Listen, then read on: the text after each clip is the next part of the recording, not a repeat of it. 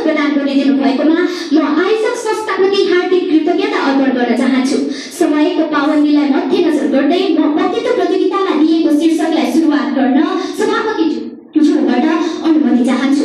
विश्व स्वास्थ्य संगठनले शरीरका लागि प्रयोग गर्न आवश्यक नभएको पदार्थ भनी लागु औषधलाई परिभाषित गरेको छ।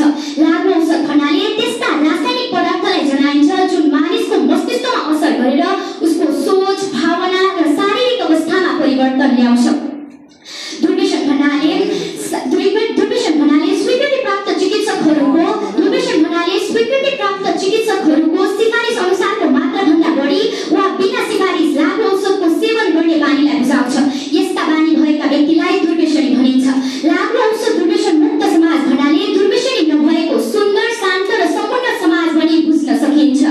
युवा तथा समाजको भूमिका भन्नाले कति पनि दुर्व्यसनी नभएको समाज निर्माणका लागि युवा तथा समाजका अन्य वर्गका मानिसहरूको प्रयास भनी बुझ्नु पर्दछ। लागु पदार्थ मूलतः औषधिजन्य र प्राकृतिक गरी दुई प्रकारमा विभाजन गरिएको छ। प्राकृतिक लागु औषध अन्तर्गत प्रकृतिलाई उम्रेका वा मानिसले उमारेका पदार्थहरू जस्तै गाँजा, भाङ, धतुरो, हिरोइन आदि पर्दछन् भने औषधिजन्य लागु पदार्थ अन्तर्गत नाइट्रोसन, नाइट्रोभाट, टोर्फिन, कोडेक्स आदि पर्दछन्। बुझ्नेलाई श्रीखण्ड, नबुझ्नेलाई खुर्पाको बिल भने चाहिँ यिनै पदार्थहरूको यथोचित प्रयोग गर्न सकेमा ती मृत सञ्जीवनी बन्न सक्छन् र यसको दुरुपयोग गरेमा मानिसको अकालमै ज्यान समेत गुम्न सक्छ।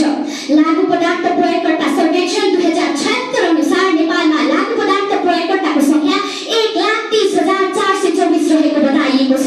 प्रति वर्ष 36% का दरले लागु पदार्थ प्रयोगकर्ताको संख्या बढ्दै गएका डरलाग्दा तस्बिरहरू हाम्रा आँखा सामु नाचिरहेको छ। हरेक वर्ष लागु पदार्थ प्रयोगकर्ताको संख्या बढ्दै जाँदा लागु पदार्थ प्रयोगकर्ता त सामाजिक समस्यामा पर्छ नै, यस्ता व्यक्तिहरूलाई HIV, एड्स, हेपाटाइटिस जस्ता संक्रमण रोग लागेर उसको अकालमै मृत्यु समेत हुन सक्छ। यदि मृत्यु भएन भने पनि ऊ शारीरिक वा मानसिक रोगी भएर बाँच्नु पर्दछ। यस्ता व्यक्तिहरूमा डिप्रेसन, फ्रस्ट्रेसन, एकोहोरोपन, स्मरण शक्ति ह्रास हुने जस्ता असरहरू देखा पर्न सक्छन्। फलस्वरूप यस्ता व्यक्तिहरू झगडालु स्वरूपका भए घरमा दिनहुँ जसो कलह निम्त्याउने, अनावश्यक पैसाको माग गर्ने जस्ता क्रियाकलापले घर परिवार तहस नहस बन्न पुग्छ र समाजमा अनैतिक गतिविधिहरू समेत हुन थाल्छन्। लागु पदार्थको प्रयोगका कारणले गर्दा हुने सामाजिक, आर्थिक, पारिवारिक असरलाई मध्यनजर गर्दै यस्ता विकराल समस्या समाधान गर्नु हरेक राज्यका सूचित वर्ग समुदायको कर्तव्य हुन जान्छ, होइन र? लागु पदार्थ दुर्व्यसन मुक्त समाज निर्माण गर्नका लागि समाजमा विभिन्न कार्यक्रमहरू सञ्चालन भइरहेका छन्। संयुक्त राष्ट्र सङ्घ आर्थिक तथा सामाजिक परिषदले 1961 देखि लागु पदार्थ नियन्त्रणका लागि विभिन्न कार्यक्रमहरू सञ्चालन गर्दै आएको छ।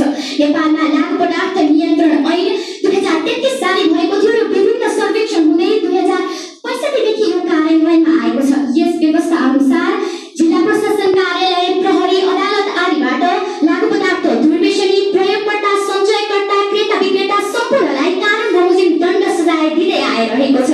यसरी कानुन बमोजिम दण्ड सजाय दिँदै आए तापनि किन यस्तो समस्या घट्न सकिरहेको छैन?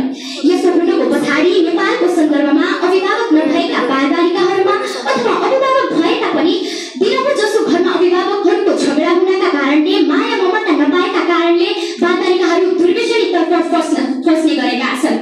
विशेष गरी 20 वर्षसम्मका किशोर किशोरीहरू आफ्ना साथीभाइको लहैमा लागेर आफ्नो उत्सुकता मेटाउनका लागि लागु पदार्थको प्रयोग गरिरहेका छन्।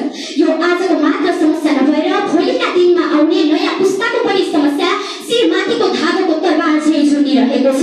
अतः वक्तृताका अन्त्यमा म के भन्न चाहन्छु भने यस्ता विकराल समस्या समाधान गर्ने मुख्य दायित्व पाखुरीमा जोस, मस्तिष्कमा होस भएका युवा जमातले नै गर्नुपर्दछ।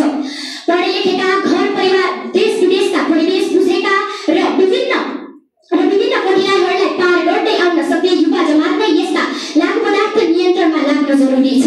उनीहरूले विद्यालयका किशोर किशोरी, समाजका